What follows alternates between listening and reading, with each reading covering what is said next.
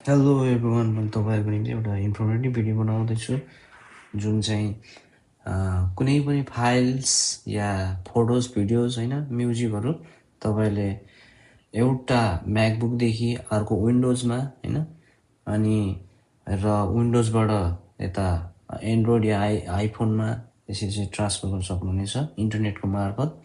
र तपाईँलाई म देखाउन गइरहेको छु। तपाईँले वेब ब्राउजरमा गएर सेन्ड एनिवेयर टाइप हान्नुहोस् अनि त्यहाँ चाहिँ क्लिक गर्नुहोस्। अनि चाहिँ तपाईँ अहिले मेरो साथमा चाहिँ दुईवटा ल्यापटप छ, एउटा चाहिँ म्याकबुक एउटा विन्डोज।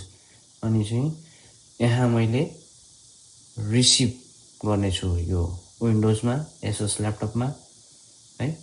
अनि यता लेफ्ट साइडमा चाहिँ मेरो म्याकबुक छ, यहाँबाट चाहिँ मैले मेरो भिडियोज सेन्ड गर्नेछु। र चाहिँ अब यहाँ यसले चाहिँ कोड एकछिनमा देखाउँदछ र कोड हाल्ने पश्चात यो कोड चाहिँ तपाईँले यता राइट साइडको ल्यापटपमा मेरो विन्डोज ल्यापटपमा म्याकबुकबाट रिसिभ कोड तपाईँले हाल्नुपर्नेछ। त्यहाँ देखाएको म्याकबुकमा देखाएको कोड तपाईँले हाल्नुपर्नेछ। यो प्रकारले तपाईँले मोबाइलमा पनि यसरी ट्रान्सफर गर्न सक्नुहुनेछ आफूले चाहेको भिडियोज फाइल्सहरू होइन।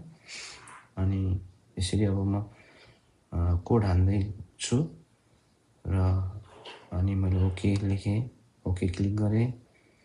अनि केही समय एड आउँछ, स्किप गर्ने।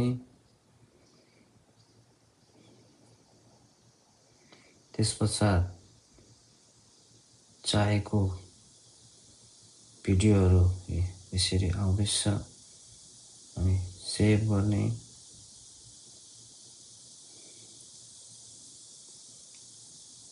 यताबाट चाहिँ ट्रान्सफर भइरहेको छ म्याकबुकबाट मेरो अर्को विन्डोज ल्यापटपमा।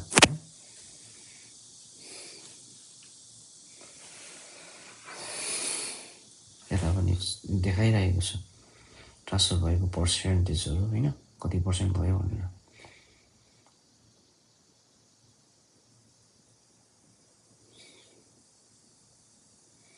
यहाँ चाहिँ मेरो रिसिभ भइरहेको छ फाइल।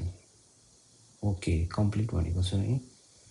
अनि ओके म्याकबुकमा अनि यता विन्डोजमा पनि ओके। त्यस पश्चात अब हामीले हेर्न सक्छौँ आएको फाइल चाहिँ कहाँ गयो भनेर म खोज्दैछु। मेरो फाइल चाहिँ डेस्कटपमै हुनुपर्छ है, त्यहाँ आइसकेको रहेछ। मेरो फाइल चाहिँ भिडियो थियो। Thanks for watching my video.